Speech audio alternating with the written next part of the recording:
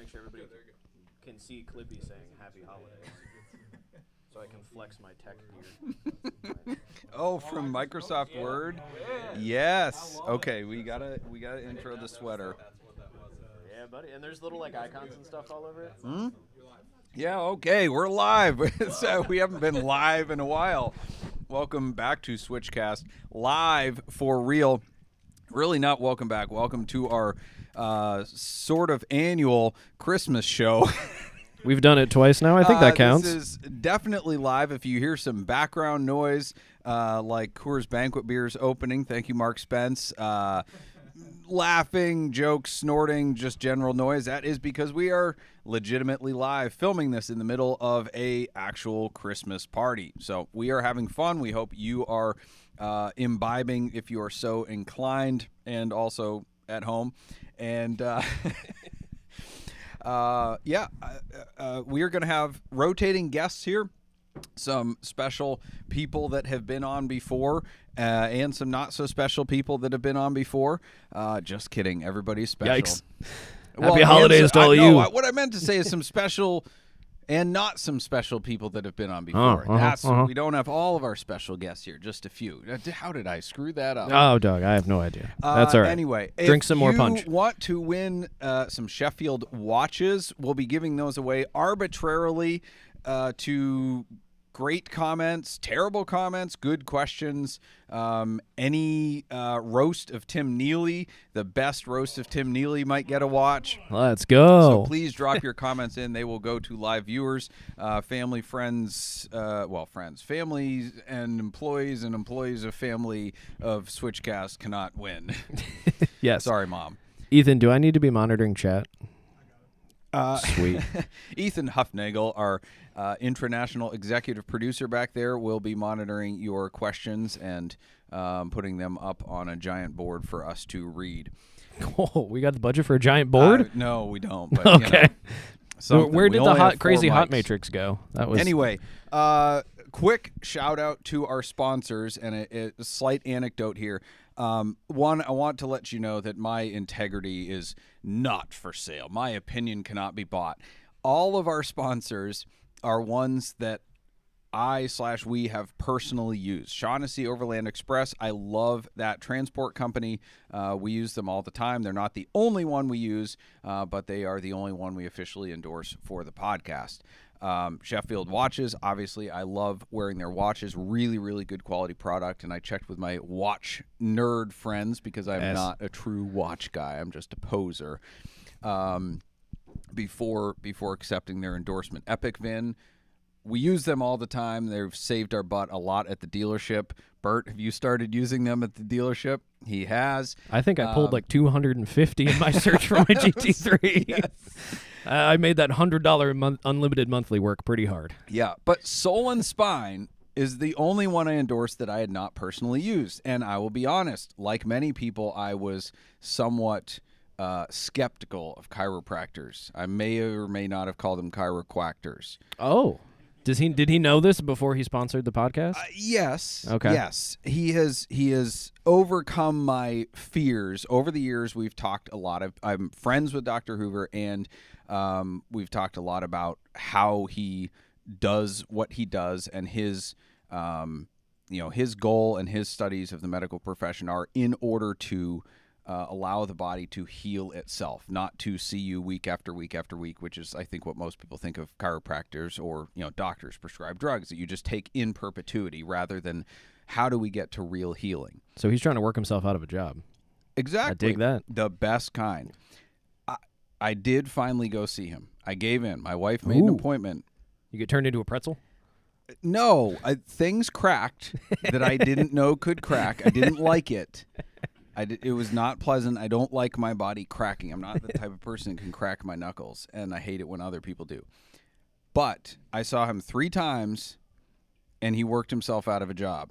Oh, heck yeah. I I legitimately feel better. Like, my neck has more mobility. I had aches that I didn't know I had, and, he did his thing, and he made things hurt more, and then they didn't hurt at all. I was like, all right. Okay, so anyway.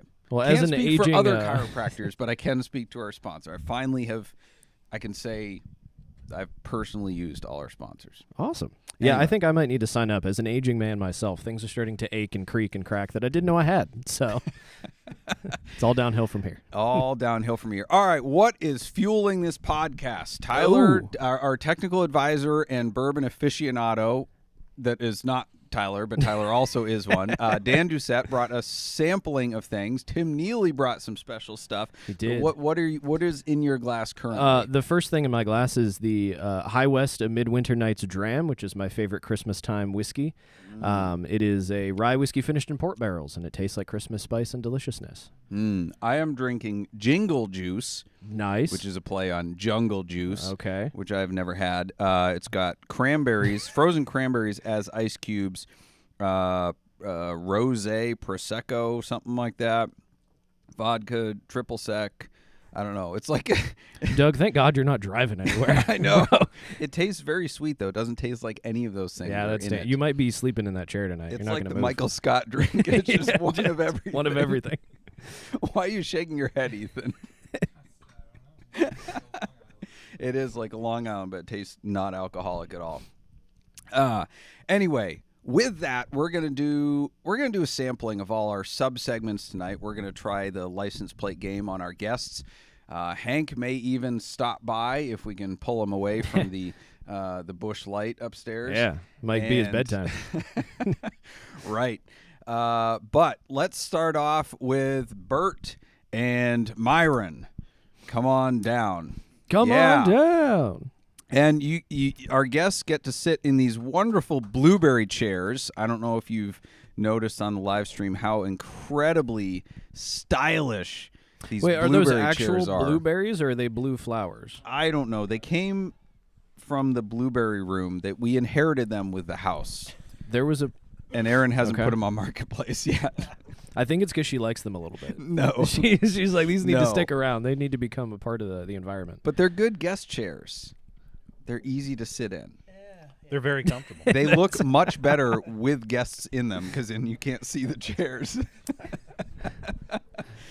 Anyway, Myron, give us a quick introduction. It's been 3 years since you've been on. Yeah, I think I But was you one of were- your early guests. But you were one of the Yes. most requested guests to come back. From all three people that watched the episode, right? That's, You know, Myron Vernus, just a longtime collector. You know, all this talk about old age in this room. You know, I'm looking around saying I'm probably as old as all you guys put together, but been at it a long time and love to see these young guys, all the young guys into the hobby and the passion. Yeah, great. Yeah, Myron is a collector extraordinaire, eclectic car collector. Would that be a fitting? That's one of the nicer things people have said I was- about my collection. I do remember when we were together in Amelia Island, and I said I was just talking about how I'm really into Porsches, and Myron was like, "You'll get over that." It took me a while, but hey, I finally bought a Corvette at age 64. Heck Hey. yeah. Yeah. Is it a one of one? You know, it's a George Barris customized. Okay, truly then one-of-one. it's So a it one is. of one. There it is. Myron also is an author. Yeah, we Tell did- them a little bit. You talked about it you were just releasing it, I think, when we Were did we our really? podcast. Yeah, it was a 6-year project. Mark Brinker, my co-author, and I, another collector out of Texas, we saw that there wasn't a great book on Japanese cars in the English language, so we said we're going to make a nice little coffee table book, which ended up being 4 volumes and 1,400 pages 6 years later. But the project was good. My wife and his wife are thankful that we've sold out and gotten our money back. Great. And, Great. yeah, so it's been fun. Awesome. And Bert Davidson, used car dealer. Yeah. Just like me, but Yeah. a little more glamour. Bert was on the podcast before. We talked about Cheddar Auto, which is a car buying service that you started and sold. Correct. Yeah. And tell us what you're doing now, because you didn't sail off into retirement. You're still hustling cars. I'm the used car director for the Deal Automotive Group, which is in Ohio and Pennsylvania. We got about 15 stores and growing, and that keeps me real busy. Grew up around the car business. Grew up on a little buy here, pay here lot in Lorain, Ohio, a little gas station lot. And my dad was a rabid enthusiast. He was an SCCA card holder. He raced a C2 vet at Mid Ohio. had any number of cars when I was little growing up. Big British car guy. Got really good at walking when I was younger because of those British cars. So, got real good at that. And, it just kind of stayed in my blood, and this is what I want to do. And I just want to be around cars and talk about cars and just, that makes me happy. So I have a question. I know that deal is spelled D-E-I-H-L or D-I-E. I can never remember I before E except in, deal. But do you have a line at your car dealership? Like, do you say deal or no deal? Have you implemented that? No, Doug. This dealer's less cheesy than the last one. Come on. Don't worry. Oh, that is a good one. Yes. All right, I'm out. I've peaked. Some people poke do. holes in that one. Yeah, it's like, your best deal and that kind of stuff. So there's a lot of play on words, but our ownership is not really into cheesy advertising, so to speak. So we don't do it a lot. Doug is only asking because he's already copyrighted that, and he's Right, looking for right, he's looking for some money back on it. Of course, yeah. Well, yeah. speaking of copywriting, that you've heard about, we talk about it was at the Taylor Kia of Lima, where the unhappy customer, quote unquote, stole their name from them. Well, you work for a Taylor Kia dealership, but it's not the same Taylor Kia. Wasn't it's a the different same. one. Yeah, different. And it's actually quite shocking. I know some other instances where dealers don't update their business names. And they are out there, and it's quite stunning. I think they just get it, and then they form an LLCs, and they forget about it, and the next thing you know, it's not unusual. I thought it was, but I looked. Well, I into learned that you don't have to, because if you have the LLC or the corporation registered, you don't also have to have the trade name. Okay, So that was, in my opinion, that's why they let it lapse. that makes sense. Yeah. She thought I found this great hack, but they still had the rights to the name. They just didn't have it'd be like me having Switchcars and then registering Switchcars as a trade name. I don't need to do both. And they still had her car. They kept her car too. Yes. But it made for a great story. Yeah. Yeah. So anyway, we are asking for hot takes tonight from the experts. You've heard enough of my hot takes over the years. We made a whole podcast about it, Doug. Lots of podcasts about them. Yes. So we want to hear others' hot takes. So, Myron, you've had some time to think. So it was What is your hot take? Hot takes for 2025. Yes. Okay. So, a couple things. One is a non-political tariffs, and not tariffs on new cars, because I can see the whole competitive thing, wanted to bring back manufacturing, things like that. But tariffs on used cars, which showed up today, it's always been 2.5%. Now it's 15%, 25%, 50%, depending on which country you're from. That makes about as much sense as the California legislature killing the Leno law. It impacts 1% of the people out there. Has no impact at all on the economy or on the EPA, and Or on manufacturing, Yeah, which not is at kind all. of the point of That's tariffs. right. That's right. Yeah, I mean, I could see somebody making an argument on new cars. It's manufacturing. It's steel. It's all the other stuff. But cars that are ancient. And I think the other hot take was kind of Groundhog Day for me as far as Japanese cars. Our books on Japanese cars. The pundits for the last 10 years have been saying, "Oh, this is the big year for Japanese cars," and just kind of following the market. You know what? They're kind of going along like any other collectible, other than the cars that are like with the 25-year import rule. But that's not specific to Japanese cars. That's Italian cars, German cars, whatever. The Japanese car market, and I heard McKeel Haggerty the other day. Oh yeah, this is the year for Japanese cars. I've heard it for 10 years. I've seen cars when they hit their 25-year import thing, they get the big bubble. A couple dealers did a good job a couple years ago with the R34s and pre-selling a bunch of those things. But everything kind of settles back in. And so 25 was another one of those years. Yep, it was going to be the year for the Japanese car. It really wasn't. And prediction that next year won't be either. Do you think, so your two hot takes kind of coincide, do you think that the tariffs on the used cars kind of cooled off some of the demand for the Japanese cars that might be imported to become the next big thing? I think they will. I don't think this has been a cycle for all these years. So, again, other than the 25-year import tax to say, no, I think they will going forward. And until it's settled in, somebody comes to their senses and realizes, that 25-year-old cars don't need to be taxed any more than the 2.5% they've been taxed forever. Those are tough hot takes because nobody here disagrees with you. You need to be more controversial, Myron. But those are both very good points. And the tariff thing is something that we've discussed a lot, and a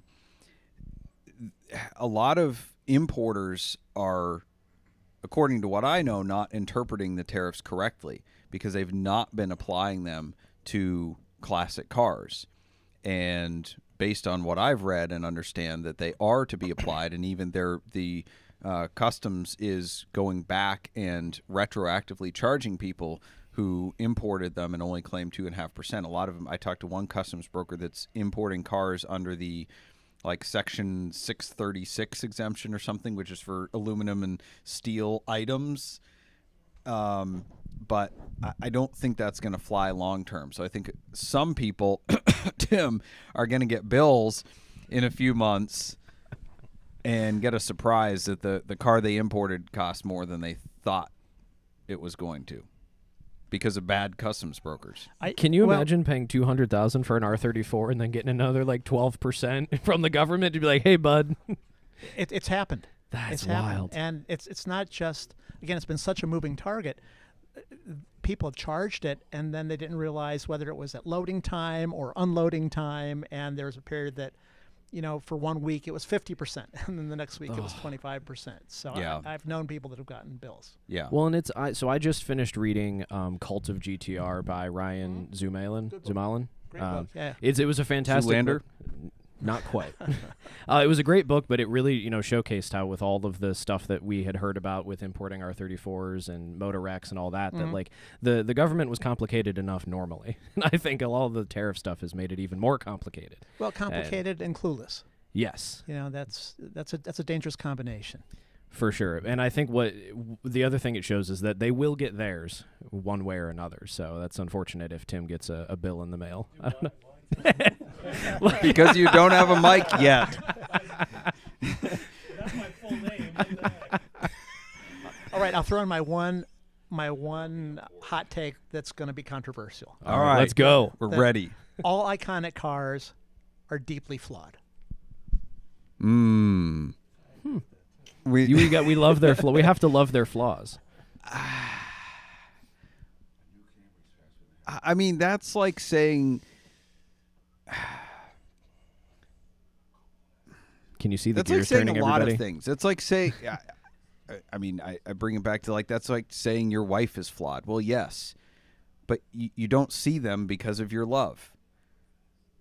No, it's a lame comparison, but at the same time, we love our iconic cars, especially the older they are, the worse they get. Yeah, but if I said your wife was flawed, you wouldn't love it. So no, that's true. That's true. Yeah. I wouldn't care because she's my wife, not yours. So I don't really care what you think. I also don't care I don't have boards up about my car, so I don't care what other people think about those. I'm not saying anything about your wife. I'm just saying there are people that look at, let's say, like the Gullwing Mercedes. It's this iconic car. It is a highly flawed automobile. I mean, it's got marginal brakes. It's not very fast. It's way too complicated. But 99% of the people that look at it say, wow, that is like the perfect car. Now, 99% of those people have never sat in one, much less driven one. For sure. And that's kind of the comment. Yeah, I also think it depends on your definition of iconic. Sure, if we're talking about a Gullwing or a 427 Cobra. But, if you broaden the definition and you take a look at something like in 1988, BMW introduced the 750iL, which was a 12-cylinder, 300-horsepower sedan that really had no peer and really had no flaws. And I consider that an iconic car. So I guess it just depends on how broad a definition. The second gen M5, with Tim, just sit down. Sit down. Uh-oh. Tim's got words. No, I can't. Doug is Tim Neely, everybody. Tim Neely. Come on. I think Tim Ethan, feel free to pull the plug whenever you want if this gets a little dicey up here. Tim's going to come over and talk about the truly only perfect car ever made, the Avanti, the Studebaker Avanti. We can talk about that. Definitely But the flaws. 750 IL, I had a friend who was fortunate enough to buy one brand new. The first 2 years he had it, it was in the shop with electronics more than he got to drive it. Yeah, you could say that about a lot of the German so- cars, but so yeah, it's flawed. it's true. Yeah, yeah. that's why you told me to come over here. I owned one of those and it was not a good car. Really. Yeah, I mean it just I like German cars. Yeah. But that particular one it's funny that you used that as an example. You also own 2 NSXs and they weren't good cars. You just own bad examples of great cars. Yeah, aren't NSXs supposed I just to be want to like... point out that the last time I was on, he asked me to come in with a hot take, so I came in with the hot take. The hot take was not well received, so now for some reason tonight the theme is hot takes, and the hot take that he wants me to share is very hot. It is not agreeable like the ones that Myron just made. Oh, boy. Well, let's Keep going, Bert. Well, I'm going to shift gears. I'm more of an industry guy, so my industry hot take was Carvana continued to dominate the used car business in 2025 and showed everybody how it's done. And they're going to continue to take market share from people because dealers across the country are wildly inefficient. They're not disciplined in their processes. They have no idea how to analyze data. And Carvana's gotten big, and their market cap is huge. The stock's probably overvalued by 10 or 15%, but Wall Street gets excited, and I think the stock will come back down. But Carvana will continue to grow because they've put processes in place. They're the world's largest buy here, pay here. They're not playing by the same rules. They have their own bank, so they can decide how much can get financed on a car versus traditional dealers that have to go by some archaic book that was invented in the 50s that they've never changed. So you're chuckling, yeah, because you guys know. So I just think the sky's the limit. They've got 1.5–2% of the market. I think in 10 years they'll have 10% of the market. Will they have made any money at that point, though? I think they will. Yeah. Okay. No, I think you look at Amazon and how much money they lost, over the years, and then all of a sudden, boom. And it's the same with Carvana because the investors see the scale. I mean, leaders in the marketplace usually dominate the marketplace to the tune of more than 10% of the market. And so the investors and the people that believe in Carvana are looking long term, and they believe Carvana can get to 10%. And if that happens, I mean, God help the dealers because we just can't compete. I mean, just on their analytics alone, it's just so sophisticated and so far beyond anything dealers. I mean, maybe AI has got to hope a company can catch lightning in the bottle and harness AI, but that's their advantage is their analytics of data and how they buy cars. I also didn't realize that they could finance cars through themselves. Correct. I don't know if we've actually talked about that, Doug. That also is like a level of vertical integration that could be dangerous. Oh, it's fantastic. I'll give you a real-world example. Like, I'm tried to buy a 2017 minivan yesterday with 50,000 miles from a private party guy. I was $4,000 light from what Carvana could pay because Carvana could finance that vehicle where I'm bound by a book. And I mean, a 2017 a $15,000 minivan is not usually a cash customer. So it's got to be financed. So that's a huge almost unfair competitive advantage, but they have it. So what you're saying is Carvana is really a bank, and the car is just the vehicle. It is a vehicle, but it's just the vehicle. But it's more of a bank, and the car, they just happen to deal in cars. They're the world's largest buy here, pay here. Well, and that's like I've had some folks in the podcasts in the tech sphere that I listen to say that Apple is not actually a technology company; they're a distribution company. Because on day one, when a new iPhone comes out, you can bet your bum you can get one. And name another tech company that can have that amount of scale to prepare for the masses that want their products. And think of the shame involved around bad credit scores and how dealers have treated people with bad credit scores. Where you're a 620. This is what you can buy. That raggedy old car right there. And we've done it to ourselves. Where with Carvana, it's totally online. Nobody's going to pick up the phone and tell you you're a 620 and tell you you got one car to buy. That's true. Maybe one day they can make money. We'll see. Kind of like Tesla. That didn't feel like I a have hot take less at hopes all. for Tesla than I do Carvana. Doug has opinions. Yeah. Okay, it is a hot take because if they're paying $4,000 more than you, fine, they're financing it. They can do the buy here, pay here thing. But how are they doing record GPUs on their books? $7,500 gross per unit. Like that doesn't seem legit unless they're counting all of their future finance profit into the sale. Oh, that's what they're doing. Yeah. Well, that's crap. Yeah. No, that $7,500 number is absolutely ridiculous, and it's. I mean, their accountants are more creative than Spielberg. I mean, it's. Well, that's like I was just trying to is find a what it is. creative and joking way to say cooking the books because I don't want to accuse them of Right. doing that, but there's Right. some playful, interesting Excel formulas at Yeah. play, I think. And listen, it's America, right? Keep the company going, keep the money moving. Don't go broke, and nobody will go to jail. Now, if they go bankrupt tomorrow, there'll be guys going to jail. Because they'll go in and they'll analyze it all. The forensic accountants will come in and tell you what you did wrong and what you did illegal, and then you go from there. Huh. I did not expect to talk about Carvana tonight, Doug.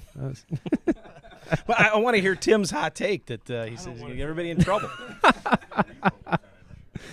That is a great question. I don't know that. Does that go into their initial $7,500 if they repo the car and resell it? That's right. And how do they take a repo? How do they take a repo on their books? Because I came from the buy here, pay here business. You could do it 10 different ways.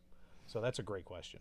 Yeah, the question was, how do they handle repos and stuff? So how does that factor into their financials and, creative Excel formulas? Right. But like a few years ago, I felt like I was on this podcast, and you guys were both like, Carvana's going to be gone by like. I don't believe it. From what the little bit I know as a non-business guy, I think there's a lot of flaws in their structure. I think if they do get big enough, that won't matter. But if they don't reach that critical mass, I think eventually somebody will come knocking. And that's your point, right? Yeah. The race to can you get as big as Amazon? Can you dominate to the fail, marketplace like Amazon and become too big to fail? And if you can get there, then you're home free. For sure. Doug is really egging this on. He wants no SwitchCast I season love you 7. all. He wants us to get canceled. My hot take is sort of. I would piggyback off yours. Your hot take was, what was your hot take that you mentioned the 750? Why did you? When it came out, I remember reading the car magazines, and just everybody agreed that the car just had no weakness. New. Now, it was fat. It was, it checked all the boxes. That it really. That car, I think, launched the German horsepower wars. I mean, before then, you had a few. You had the M5, and you had It's a cool car. You had the 456.9 in the 70s, but I mean, it kind of launched the modern German horsepower wars. Well, I have two hot takes. These better be like I would rather go fiery with the hot not for so hot takes. your The one hesitation. hot take is very.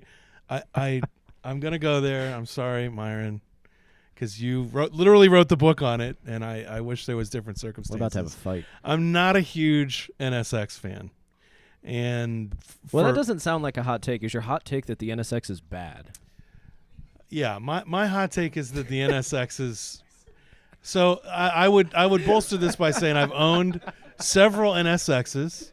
I've owned the NSX competitors, and I've done that with you mentioned magazines.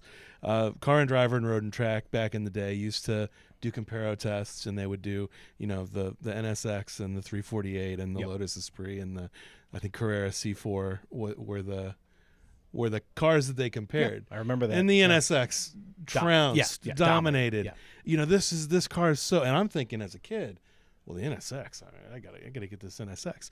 Then you grow up, and I am in awe of that era of Japan. Japan, sort of, if you think about the LS 400 and what they did with that car, I would actually argue that car is even more impressive than the NSX. It also trounced a lot of the Challengers. But having then sampled all of those cars in the NSX comparison, and having owned those cars, the NSX is by far my least favorite of that group. Now, perhaps flaws. Your hot take was that all of our icons are deeply flawed. And perhaps I'd like those flaws, in the same way that you made the analogy that your wife has a flaw or whatever, and you just choose not to see them. That's what you said. That's what you said. Doug said that. Actually, let's get Aaron. He's a hot take. I don't know, but that's what he said. And my experience with both of the NSXs that I owned were that I got more joy from the 348, from the Porsche, from the other cars, personally. It's an opinion, but when people bring up the NSX, and the NSX has now gone value sort of critical, and it's trounced the 348, the 355, every car that you would sort of say that's a competitor to that car. The NSXs that I owned were not particularly reliable, which sort of dispels that shocking Honda. That is shocking. Honda thing. In that, and I think that's possible because you bought bad ones. No, they were both. One was a Comtech supercharged car. One was an early production, like just a regular car. Both were manuals. Both had great shifter feel, but everything else, I didn't love. Because I would think, not knowing the market super well, is that the reliability and usability of those is what would cause them to be valued more than the comparative Ferraris. Right, and for me, because everybody's like, "Oh my God, timing belt job." For me, that didn't play out. The people that with Honda, I think you think that it's going to be the same as maintaining a Civic, but a lot of the parts for that car, like harmonic balancers and clutches and those sorts of things, are specific to that car, and it is more of an exotic. So you end up with the same sort of mechanic that's going to do the timing belt on your 355 or your 348. So for me personally, it wasn't anymore. And I'm going to wrap this up, and then you can hit me hard. And Myron, somebody's gotta personally, it felt like I liked the Acura Legend of that time, but I found myself I would prefer to be in an Acura Legend. I did not find the driving position great. I didn't like being in the car. I just personally am not a big NSX fan. So for them to be valued so high versus everything else, you can tear this down, which I'm fine with. That's what I came here for. I think I'm going to surprise you. Okay, hit me. Yeah, I mean, from the person who wrote 30-some pages in their book about the NSX and built it up to the skies, and beautiful photography. Thanks to Honda. There's a certain well-known comedian out in California who has a very large collection of cars, and he drives those cars every day. And he happened to write the foreword for our book, so I was out there visiting with him, talk about that, and he's got an NSX that when he does work for the car companies, he usually doesn't like to get paid in cash. He likes to get paid in cars. So he's got an NSX with 300-some miles on it. And when I asked him, why just 300 miles? Is it just because you have 120 other cars? He said, no, I drive it. It's like driving an Accord unless I'm on the track. And I can see that point. I feel you have made this is the best Christmas I've ever had, Myron Furness. Let Doug sit there. I want Doug's face to be in this same. You can pay me later. Yes, Myron. Well, at the risk of agreeing with both you, I think that the qualities that everybody raved about in the NSX during when it came out were qualities that the other cars so lacked for so many years that it was almost like they were first to the party with that kind of supercar, that when you got in it and you put the key in the ignition, you could be reasonably assured that the vehicle would start. And then when you went from first to second gear, unlike Ferraris, you could be reasonably assured that the car would go into second gear. And I mean, these are low bars, but that was, and I 100% accurate. 100% accurate. And I think that the industry overreacted to that a little bit for sure. I mean, the fact that they were building the Lotus Esprit, because I remember that Comparo. I was just looking at it the other day, showing my son. The fact that they were building the Lotus Esprit and comparing it against the NSX, I mean, it was like, prehistoric engineering. Careful. Tim loves the Lotus. I have a Lotus Esprit. Wonderful cars. Yeah, I think no, but I mean, yes, I totally agree with you. The NSX, I think if they would have gotten rid of that ding ding ding ding ding ding, like the old Honda key noise when the key's in the ignition, the Honda Accord noise, there was just a lot of Honda Accord going on. And I with exotic cars, the first to second gear shift is hilarious, and that is a Ferrari thing that really lasted up through the 360. Yeah. Which is sort of indefensible. I agree with you. But I just always come back to I'd rather drive that car. I'd rather wait till it's warm and now second gear's available. Yeah, ditto. So, Counterpoint. I thought you had a good counterpoint, and then you used it to actually agree with that. John Dunlap, do we need you to tag in here to bash the NSX? Or oh wait, no, you don't like the NSX. Am I the only one that's defending the NSX here? John says I am the one that's Merry wrong. Christmas to you. I love this is the best. Oh man. God bless us, everyone. Okay. NSX is a 90s car. Really 80s. It was designed and engineered in the 80s, released in 91. You compare it to Ferrari 348, Lamborghini Diablo, Lotus Esprit, most iconic sports cars of that era. His point, even to this day, yours was a little bit unreliable. Big whoop-de-friggin-do. A little bit unreliable for an Italian car is a $15,000 to $50,000 engine job. $15,000 maybe just for like valves and top-end work. An NSX, you can like rebuild the whole thing for that. I'm exaggerating slightly. I don't know. But I had to do a full reseal water pump timing belt service on an NSX a few years ago, and it was like $2,000. It's nothing comparatively. That You is talk less. about the Honda stuff, right? What exotic Italian car maker didn't also share parts from crappy cars? My Diablo has Rover components on it, has bus taillights on it, has Nissan 300ZX headlights. And I think, like, you might say that they're cheap, but if you really look at especially Italian but also British supercars in the proper light, going back to what Myron said, the icons have flaws. They're incredibly flawed. They have dash leather that just shrivels up like George Costanza in the pool.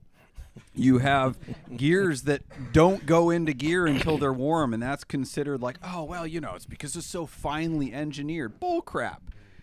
You know, you have sticky buttons, and this is stuff that the Italian car makers still haven't fixed or hadn't fixed 20 years later. And No, they still have not fixed the they sticky still buttons. have not fixed it. Yeah, it's and ridiculous. the NSX, you might say, oh, it's not super reliable, but on a grand scale, it is bulletproof comparatively to those cars. And the little interior things that are foibles to you, like, again, go look at my Diablo. It's terrible. I have hotel room keys stuffed in everywhere to try to deal with the interior creaks. And NSX is just put together better. Yeah, I mean, that's fine. My NSX creaked, and my NSX left me stranded once with a crank sensor failure. There was no like, this is going to happen. So, which My can happen on Diablo any left car. me Sure, I know. stranded once too with the same sensor, but the bolt for the sensor, instead of the sensor, the electronic thing failing, that's big fix there. The bolt for the sensor sheared off and got lodged in the camshaft gear. Oh my gosh. Yeah, that's Those are crazy. Italian car Yeah. things. That's why people love the NSX. Those things don't happen. But I think it's the Honda bits in the NSX that are the letdown for me. I recently bought an Unos Cosmo, a JC Unos Cosmo, triple rotor, twin sequential turbos. So cool. You know, crazy stuff. There's not one piece in that car visible to anybody that is Mazda. I mean, every little thing that you see, I'm sure there's stuff hiding under there that's Mazda that they took off the shelf. But the stuff that you could see, and Mazda's a tiny, tiny little company compared to Honda. Honda could have done the same.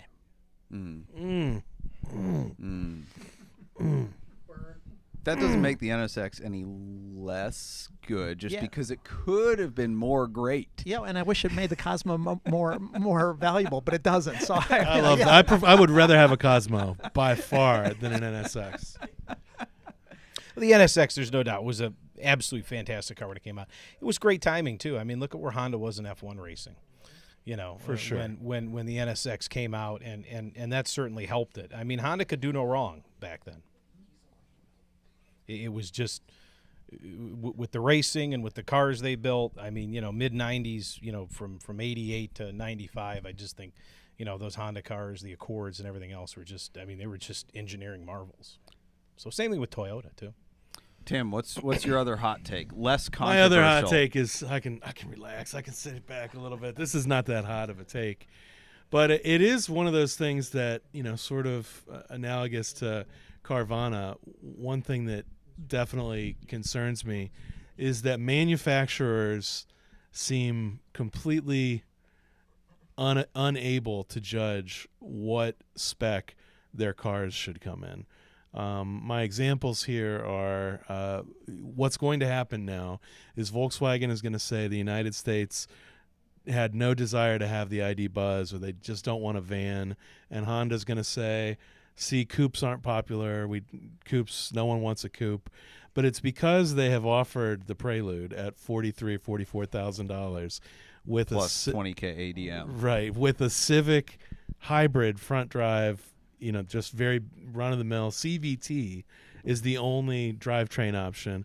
And with Volkswagen, they only offered the ID Buzz in the long wheelbase and only with the the electric drivetrain. I feel like if they could have gone with either a hybrid or a dual drivetrain like Dodge thankfully did with the Challenger Charger coupe that they launched that was only electric and now is going to be only internal combustion. I just feel like the hot take there is that manufacturers literally I like the new Prelude. The new Prelude is a cool looking car, but they have missed the boat so hard on not using like the Civic Type R drivetrain, especially if the price was to go premium and push $50,000, which they easily could have done with that drivetrain. I think. I'm not the manufacturer, but and same with the ID Buzz. They seem committed to phasing out. Volkswagen has finally got the VR6 to where it stays in one piece for 200,000 miles, and now it's phased out, and they're not going to make it anymore. I feel like Volkswagen, VAG has finally got their engine group to the point where it works well. I feel like the ID Buzz could have had a life had ICE been at least a little bit part of its, CV. So, Bert, I feel like you're the best person to weigh in on that one, being intimately involved in the new car industry. And while you do that, I'm going to tap out, and John Dunlap of Canton Cars and Coffee and Minerva Motor Club is going to sub in, and then he'll come in with his hot take, which is bound to be controversial. Yeah, I think I agree with you. I think the ID Buzz didn't get a shot. We have Volkswagen stores, and we sold them right away. And I think if they would have figured out a way to put the 2-liter in there or to do some sort of hybrid, it would have been absolutely fantastic. The Prelude, I'm not mad about the price. I looked this up a couple weeks ago in 1995, which I thought was peak Prelude, with the Spacey dash. And the VTEC with the 2.2 engine. They started at 21 and they went all the way up to 25, which adjusted for inflation's, $45,000 to $55,000 now. But the difference was they had unique engineering. They had unique engines. Yeah. It wasn't a Civic engine. It wasn't an Accord engine. It was unique, just like the GSR at the time was a 1.8. This was a 2.2. The Japanese, after that, I feel that after the accelerator pedal incident and the tsunamis and everything else in 2011 and 2012, they really went to a more of a bean counter conservative mentality on their cars, and they're just not willing to take chances for enthusiasts. The Supra was not taking a chance for an enthusiast. It was a BMW with a Toyota badge on it, that just it didn't satisfy the Japanese enthusiasts, and it's a shame because Honda's got this great engineering capability. They could have the Prelude could have been really special, and why not offer a range of engines at a range of prices, and let the consumer decide. The problem in the last 5 years with all this electrification and everything else, they're not letting the consumer decide what they want to buy. Yes. They're telling us, this is what you have to, and especially on the dealer end, when they shove electric cars down our throats. When my little Cadillac store in Grove City sells 9 Cadillacs a month, and they give me 3 electric Escalades, and don't allocate me any gas Escalades, and then tell me I got to sell this. And it's just we see it all the time. The manufacturers are really in this mood where they're just trying to tell us and the consumers what we should buy. To your point. I'm going to agree with you with the Japanese manufacturers. I think that's really calculated what they're doing. With Volkswagen, though, I think it's ineptitude. They haven't figured out how to sell mass market cars in this country since the Beetle, maybe since the first generation Rabbit. That's a good point. Past that, they've got a history of just screwing up. I mean, they put some cool cars out there, Yeah.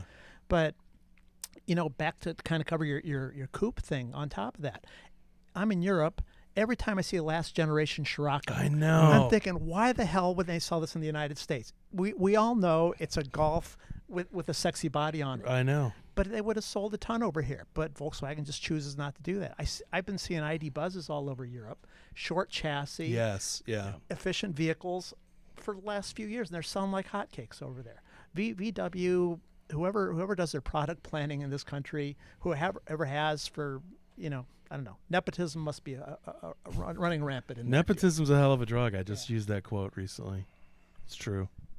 I honestly, I was going to use the Scirocco example, and also they had that three-wheeled thing a couple years ago, would have been like 2012.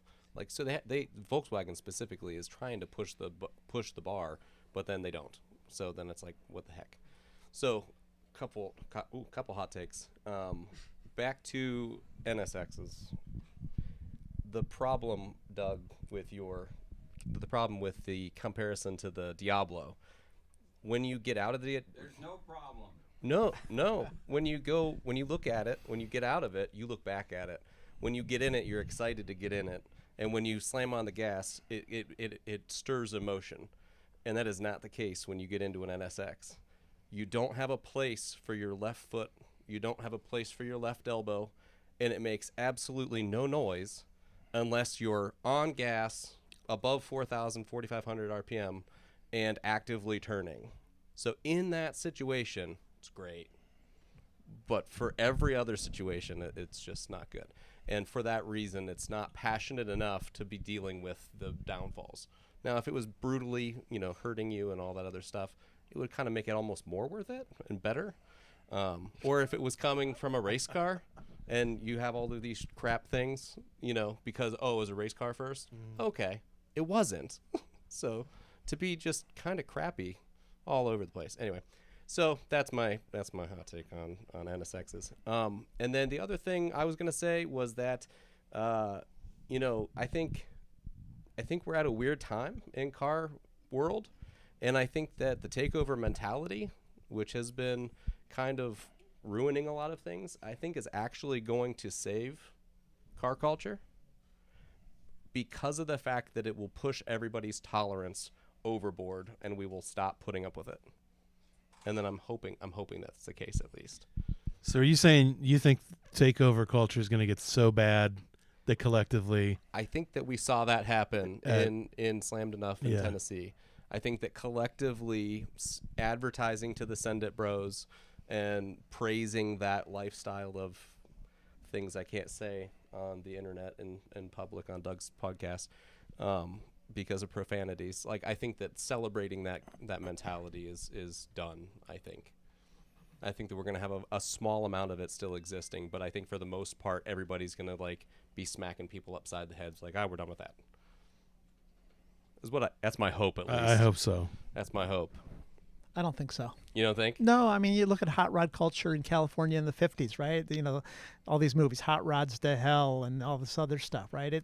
There's that element is important to car culture, right? There has to be these disruptors at all levels, whether it's a progressive CEO or the takeover guys at this point. We got to learn something. We got to take some bit of learning from them, and they have to exist. And they're always going to exist at one level, whether you call them takeover bros or whatever. There's always going to be that element, and I think that's important to the passion in the hobby. I think it's important to the passion because you find out where the lines are, and I think that, and all of us in this room and listening and all of that stuff, we are absolutely guilty about going out and doing dumb stuff in parking lots and back roads and all that other stuff. And I am by no means saying that we should stop that. And I hope that always exists. I mean, I know I will always be contributing to it. The difference is I won't go into a show like Superfly or something and then start trying to do a burnout in the middle of it. And I'm hoping that organized car show stuff is going to become better because the stage that it was accepted on bigger car shows for so long got out of hand, and then now they're shutting down. I mean, H2OI happened, and then that was ridiculous for years, and now Gatlinburg has happened. So I think that some of the bigger shows are going to step in. And So I was at the last year of H2OI, and I watched H2O. I was the company I had at the time. You know, we sponsored H2O, and I watched it go from a Volkswagen Audi specific show to a more of like a, I don't even know. It was like a cultural event Send It Bros. that was Send It Bros. I mean, Subaru guys, like literally the last year, a Pontiac G6, was it a G6? Is that the GTO 4-door thing? G6 drove into a house, you know, like was inside the house. So I there's a certain level of that I mean, and that was years ago. So Yeah. I thought at that point, I was like, okay, it can't get any worse than this. But then Internet. now I see, like, every weekend in the summer, it's, you know, Hellcats and the, you know, doing donuts in the do you want to, Hank is here. You coming in, Hank? Back.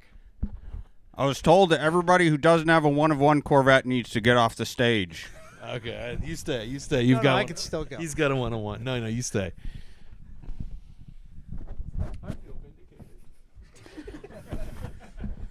I tell you, Hank, you really know how to clear a room. It's just us now. Wow. Everything is falling apart so magnificently. Were you paying attention at all before this? Or did No. you just get here? Okay. No, I don't tend to listen much to other people's opinions. Nice. So we're This all party here. kind of blows. Why is that? Well, they wanted me to take my shoes off when I got here, and I told them my New Balance were cleaner than their floors. But it's like They didn't salty take too outside. kindly to that. Well, did you just traipse downstairs in them then? You just ignored them? Yep. Wow. That's Yep. intense. I was told it was formal, so I wore my bow tie. Okay. What did you take that off of? Well, an old Chevy, because I work on my cars, probably not like you. Oh, yeah. I mean, I do sometimes, but I don't tear badges off of them. Was it like old? Were you getting rid of it? Was it a junker? Yep. It was pretty old, but see, it's nice and clean, though, just like the car. I think I see some bugs in it. I don't know. That's There's not some, possible. So anyway, everybody's in here where they're sharing their hot takes for 2025. What is your hot take for this year? My Corvette is best Corvette. Well, Hank, you say that every year. Well, because it is. But I'm the only one in here with a one-of-one Corvette. See how everybody left? Technically, Myron has a very one-of-one Corvette right now. Well, I'm sure it's not as rare as mine, though. But it's literally that. By definition, it Is it stock? It's He very said much it's not stock. Well, that doesn't count. But it's still a Corvette underneath, and it's done by a very famous designer. Doesn't that have some zhuzh, some je ne sais quoi, some hood, I don't know, something. Why are you using fancy words? It's got a little something extra. It's a little hot. Are you an illegal immigrant? You're using foreign words here. No, absolutely not. I just, there's something about a fancy Corvette. Like I had that purple one that was kind of fancy. It looked pretty cool. Yeah, that fit you pretty well. What is that supposed to be? Metrosexual. Alrighty, is that all you got for me, Hank? Though that your Corvette is best Corvette Yep. for 2025. Did you see Yep. any other cars you liked? Oh, this year? also dealerships are all ripoff. There's Okay. a reason they're called stealerships. Do you like They want $100 for an oil change and $80 for a car wash. oil changes? Are I've just never like, paid $1 in my life for a car wash. You know why? why is Because that? my car never gets dirty. I can't believe you think an oil change is just $100 now, Hank. It's called inflation. That's what happens. Well, I don't like it. Well, I mean, Should go back to the gold standard. what? We're a long way past that. Oh man, did you see any other cars you like this year? Nope, just mine. Just I yours? don't tend to wander at car shows. I sit next to mine, and people ask me about it. If they don't, I ask them if they want to ask me about it. Oh, okay. Does that go over well? Do people strike up a Oh, conversation? tend to. Yep, I talk to them for at least 20 minutes. Okay, how do you know that? Well, because of my gold watch. Oh, okay. I got you. All right. This is my grandfather's. What was your favorite thing that you've done this year? Well, I don't know if which trophy was my favorite. Got a lot of them, All right. but Do you need a You know, room? I think it was winning the $20 off of Chevy parts at that one car show. Oh, nice. Okay. So do you buy your own parts then, since you work on your own car? Yep. So you've had to replace things on the Corvette then? Nope. Okay. Nope. Why not? Well, I don't drive it enough. Oh, Never okay, had to do an okay. oil change either. What can I suggest a New Year's resolution for you, Hank? I don't need to change. Maybe People you should, like you, maybe. maybe you should drive your car a little more in 2026. Are there more car shows with trophies? Potentially. What if Well, you have to? you find me some, then maybe I'll go. If the weather's good and there's no chance of rain in the forecast in the neighboring 3 states. All right. Well, we'll see what we can do, but I think you would enjoy some time behind the wheel. Thank you. All righty. All right, with that, we're going to go to some viewer questions. Yes. Some of these people are winning Sheffield watches. Do you want to And explain the some of you guys want to come back in for these? These are some good shuffle the mics questions. down. He has two. I have 2 mics. I meant to give to Tyler when I said shuffle. I'm done. Bert, John, you want to come in? Do you want to explain the Sheffield watch giveaway to the folks at home? Yeah, the Sheffield. Well, we started with that, I think, didn't we? But anyway, Sheffield Watches is a sponsor of ours, and we're going to send some Sheffield watches to the best comments and questions in here, and/or the best roast of Tim. So we just like picking on Tim. All right. So what does everybody got? Wait, real quick. What do we got? Before that happens, I think we need to go back in time. Since Aaron is here, we can talk about our flaws.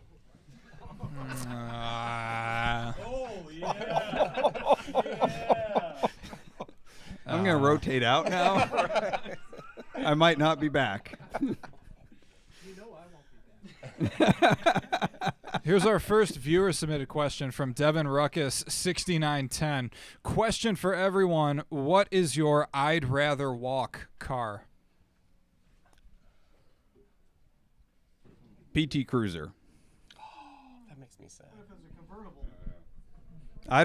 More people would see me in it. What if That's it's a worse. convertible was the question. Pete asked, what if it was a convertible? Did you just... Gosh, I'm gonna need a minute. I used to drive a Buick Century. There's like, I don't know if can you get any lower than that? Here's the thing. Did you not like driving the Buick Century? Oh, it was great. It was See? like a sofa. That's not in a the bad front. thing. No, it was fantastic. Oh, you go down the road 90 miles an hour with, you know, an 8-ball and everything else hanging out the window, and the cops aren't going to bother you either. I ran expired tags for 9 months and Right, nobody right. noticed. Exactly. Oh man. Probably that. What's that? Might be because you're white. Well, yeah. There's also the benefit of driving while white. Maybe it's what's the Mitsubishi? The like super hyper like it's a shopping cart essentially. The I don't know. Outlander. No, it's the Mirage. Mirage. Yes, it's got shopping cart wheels. Probably that. There's I'd a lot rather of walk. Mitsubishis that are I'd rather walk cars for me. Half their lineup. Mine would be any Ford Escape, older Ford Escape. Ooh. You might be walking anyway. Right. You Yeah, had yeah. one. You are anyways. Or they're Yeah, going to be so that rusted you're often going to is have to not your Flintstone. choice. Right. That's just the way it is. To go off of that, I think probably my mom just had a rental that was one of the new Jeep Compasses. What a flaming turd. Oh. Like, wowza. It was really bad. I got upgraded. Is that the Jeep that's kind of like a car? Apologies if anyone baby in car here Jeep has a SUV baby thing. car Yeah. Jeep that's not a real Jeep. I got upgraded to one of those. At, Upgrade. What was the original? It was a compact Yugo? car, but it was for Amelia Island Concours, and I was being very cheap that year. But Pete with a burn.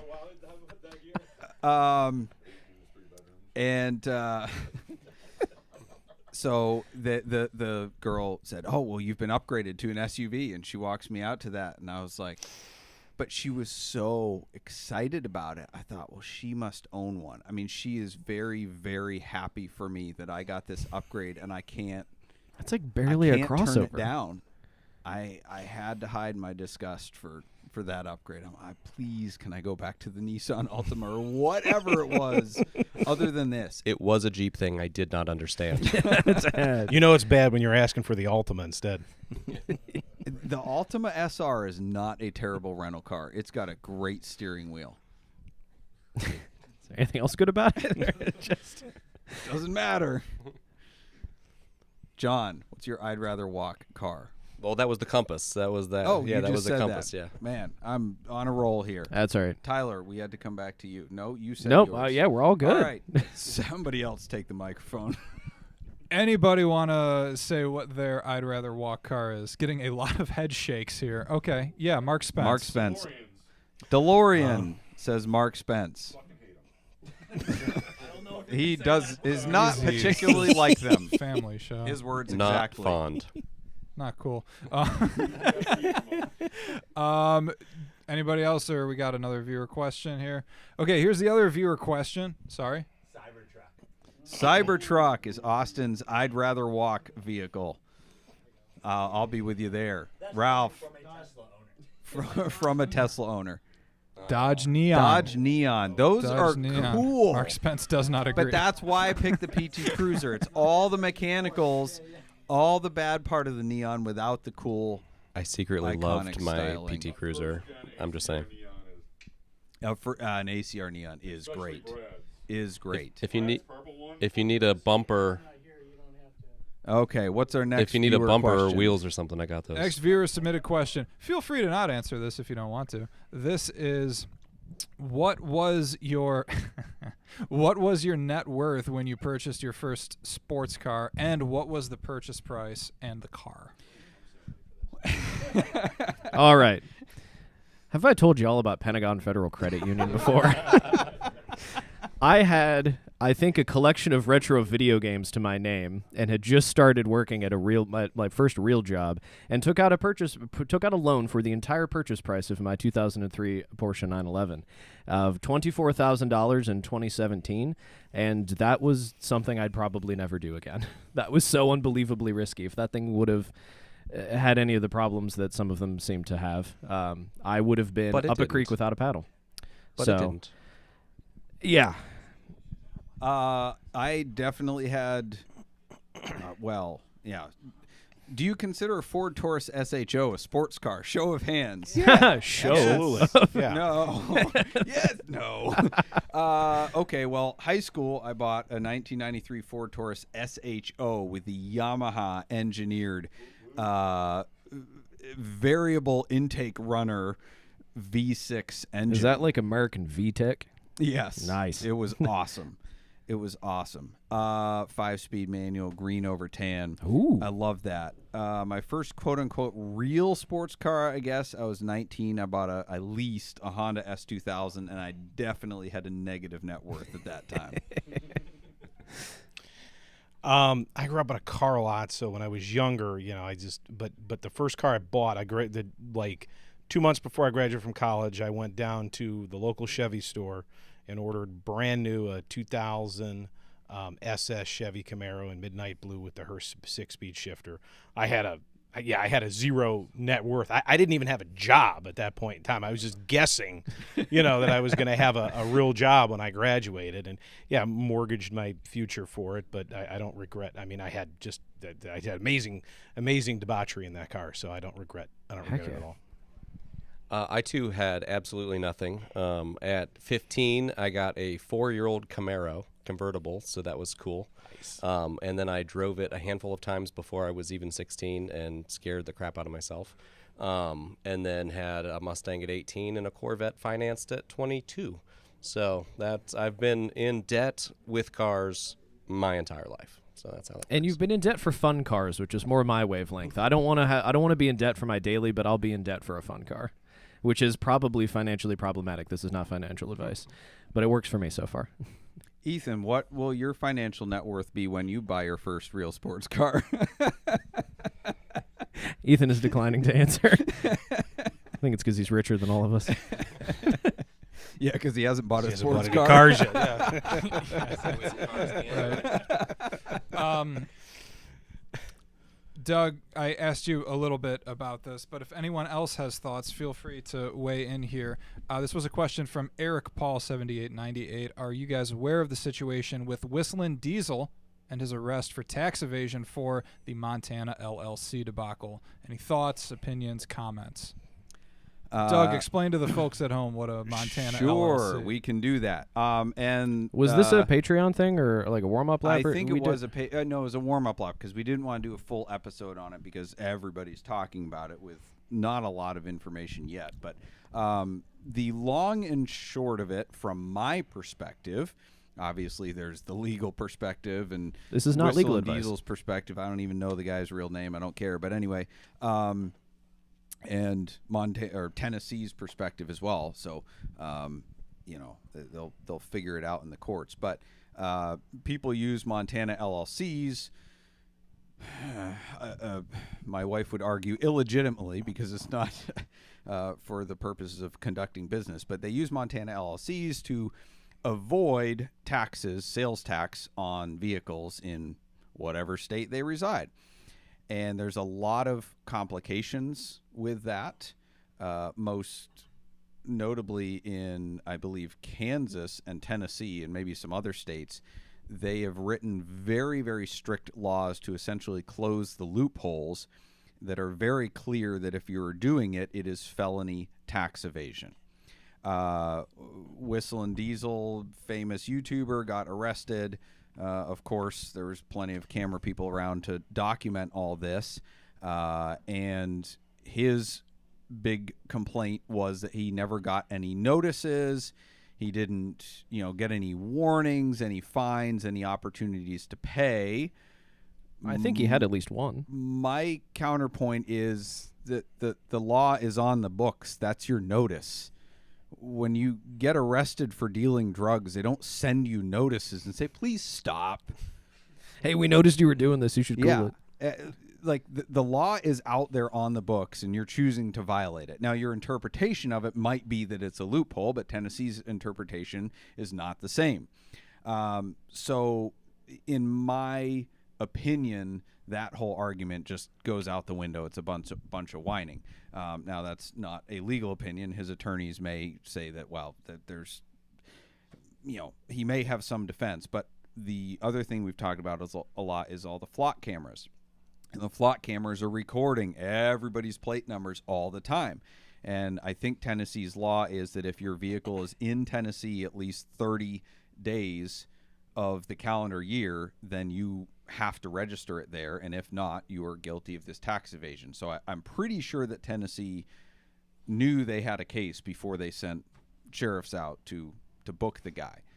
Again, this is going to play out in court. It's probably going to be months, if not years. It may settle, and who knows what's the outcome's going to be, because they may have a gag order with the settlement. I kind of doubt it, given that he's a YouTuber. He's gonna want to be able to talk about content. it, but it's very possible that we never know the real outcome.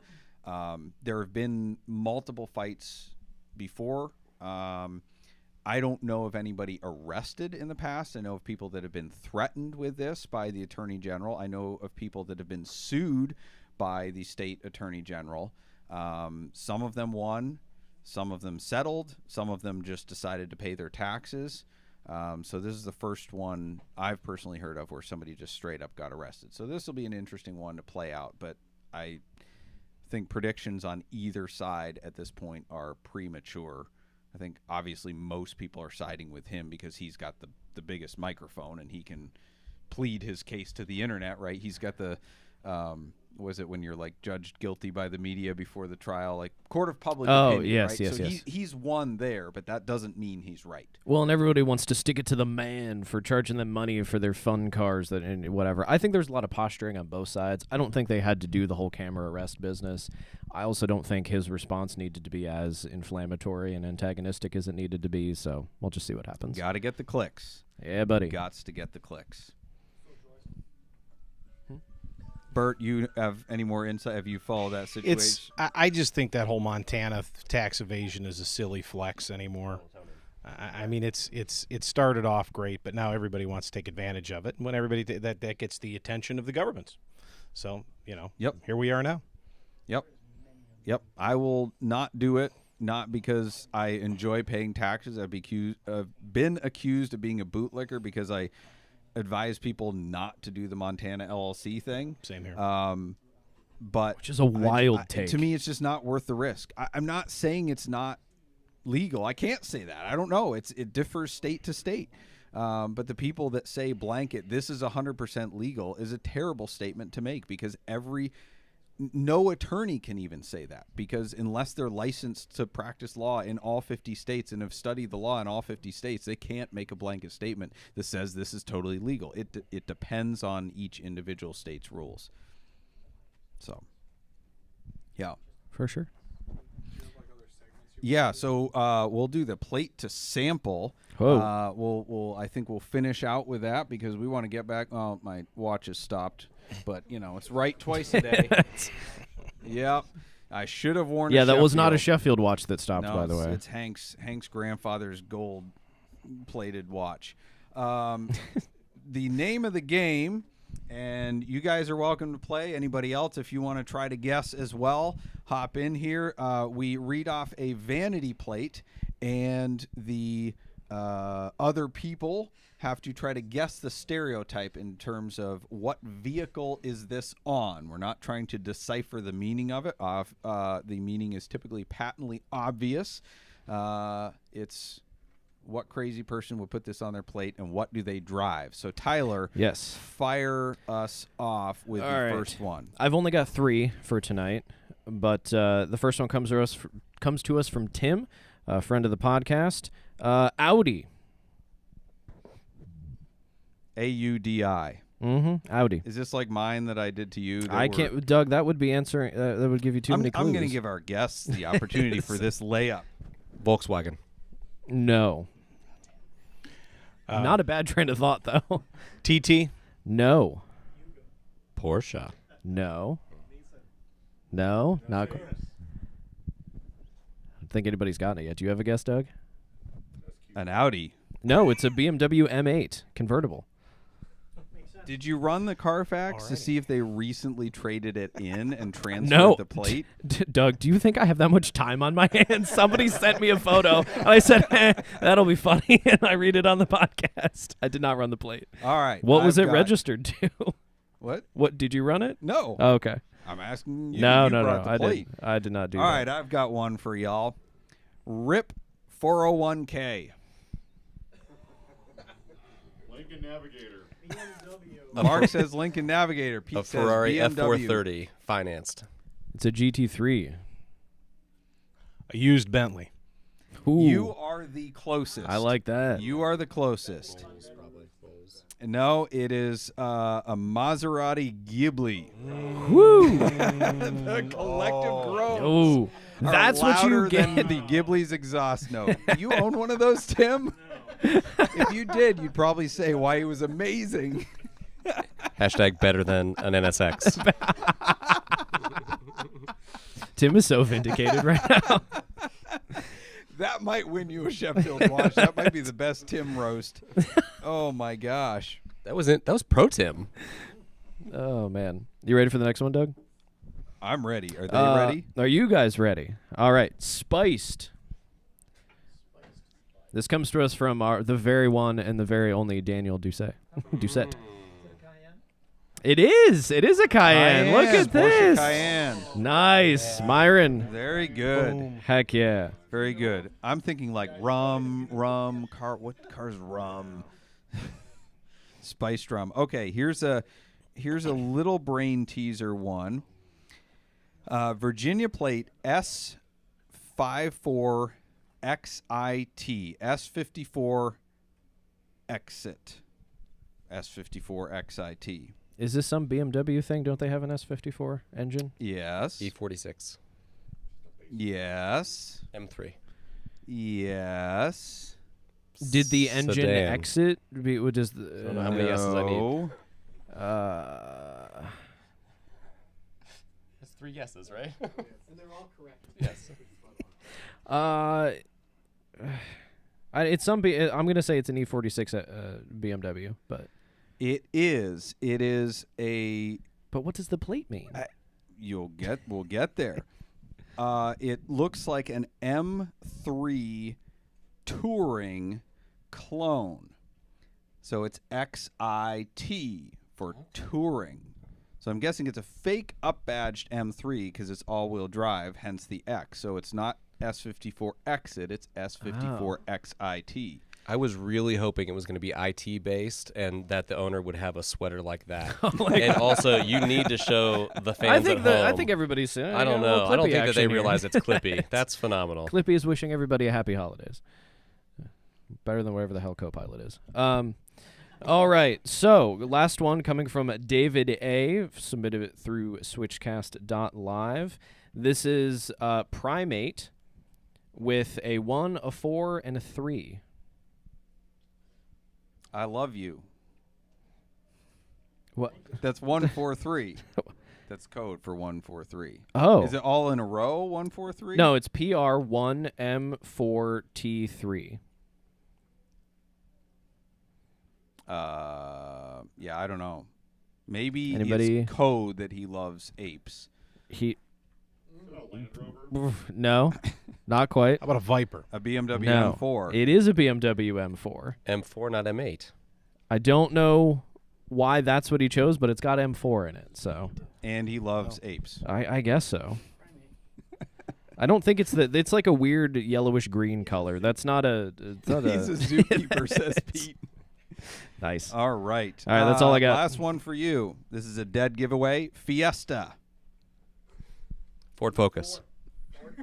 I'm not gonna say if it's on a Fiesta. That's kind of Pete says Eddie Mexican. like a Toyota pickup. We cannot see the driver. The windows are tinted. Is it on a Fiesta? No. Oh, okay.